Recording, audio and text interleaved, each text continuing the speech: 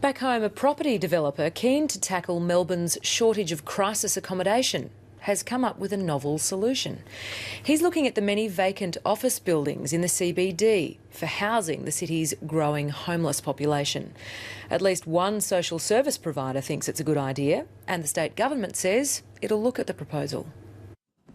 Rob Pradolin is on the lookout for vacant office buildings. He thinks they hold the key to sheltering those sleeping on the streets. The idea is quite a simple one. It's really using existing buildings that are going through a planning permit process and utilise them during that time to actually provide short-term crisis accommodation for Melbourne.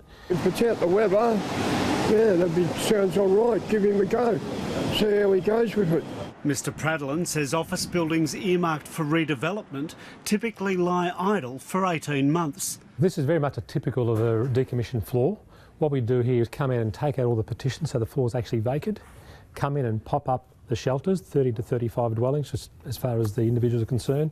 There's existing toilets and showers. The pop-up crisis accom option is a new idea, and it's quite a confronting idea, I suppose, that Melbourne has come to this. But unfortunately, Melbourne has come to this.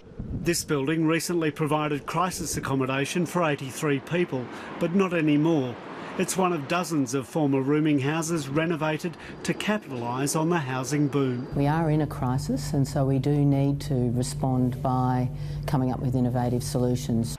About 20 office buildings in the CBD are currently vacant. The real obstacle at the moment is trying to find a building and a building owner that's prepared to actually offer it for that period of time. Launch Housing is backing the plan. We'll sit down and talk with Launch about any number of good ideas that they and others have.